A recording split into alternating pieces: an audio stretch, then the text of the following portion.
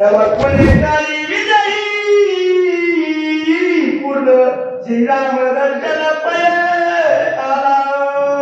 श्रीराम दर्शन पयाला. प्रभू रामचंद्राचं राज्य आहे ना, प्रभू रामचंद्राचं अंतकरणामध्ये नामचिंतन भजन आहे. अखंड त्याच्या देहामध्ये काय केलं, भगवंताला साठवून घेतलेलं आहे. जसं हनुमंतराने सीता माता आणि प्रभू रामचंद्र हृदयाच्या ठिकाणी मांडून घेतलेलं आहे. हृदय मंदिरी आहे का नाही, कुठं कोणला गेला, हृदय मंदिरी कोणला गेलेला आहे.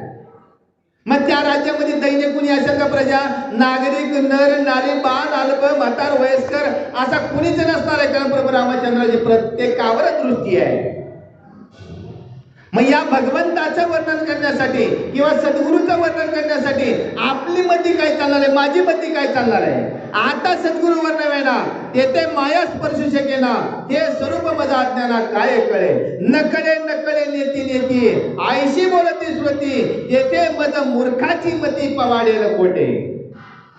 कारण त्या सद्गुरूला उपदेश देवाला करावा असा तो सद्गुरू आहे. आणि त्या भगवंतानी सद्गुरूच्या आज्ञेने प्रजेचं पालन करावं. अशा राज्यामध्ये कुणी दीनहीन राहणार नाही, असं प्रभू रामचंद्र राज्य चालू करताय. राम विजयी रूप विजयी देही पाता दोही विजयी विजयी सह्या देहाची जनाई विजयी पायी कन्या जत्या.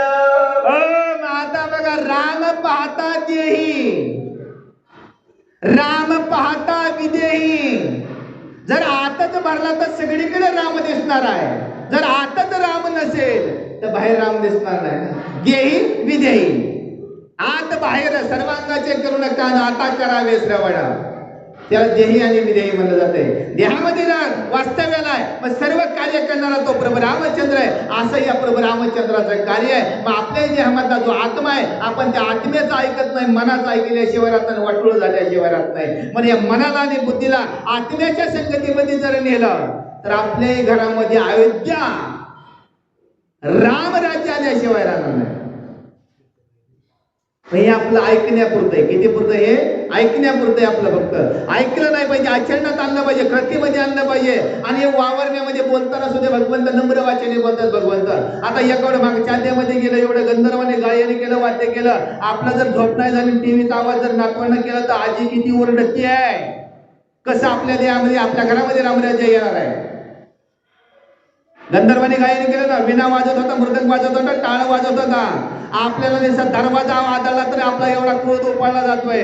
मग तो क्रोध आहे, जमत अग्नीचा क्रोध सुद्धा प्रभू रामचंद्राने आपल्याशी केला गेलेला आहे. कारण का, पुढं कार्य करायचंय. पण आपण प्रत्येकाने आपल्याकडे क्रोध येता कामा नये. कारण नम्र झाले होता त्याने कोंडिले भगवंता.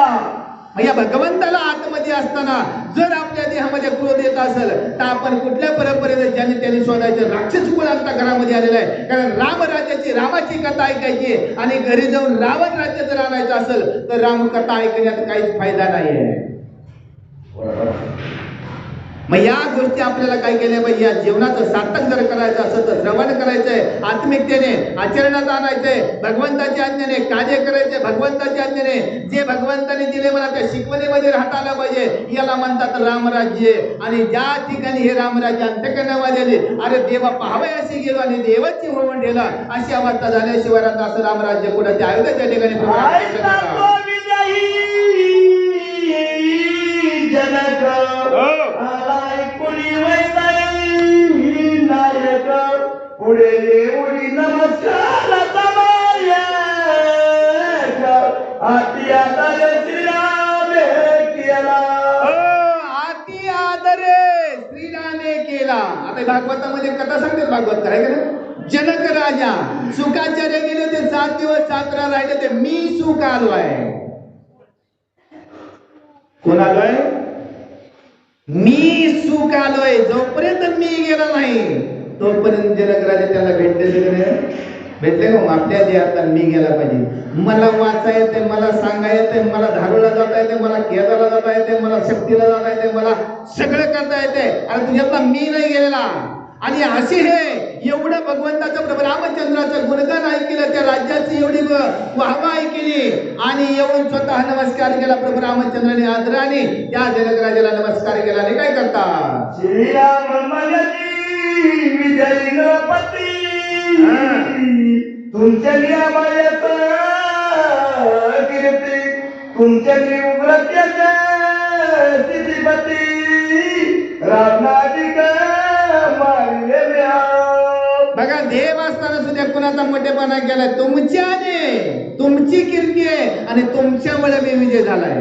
तुमच्याच माझ्यावर काय झालं आशीर्वाद आहे आणि तुमच्यामुळे हे राज्य चालतंय. अयोध्येमध्ये तुमचं आगमन आहे ना. तुमचा चौरथ हस्त माझ्या माथ्यावरती. एवढा बलाढ्य या रावण होता. हे तुमच्याच आशीर्वादाने त्याचा सुद्धा वध केला असं प्रभू रामचंद्र जन्म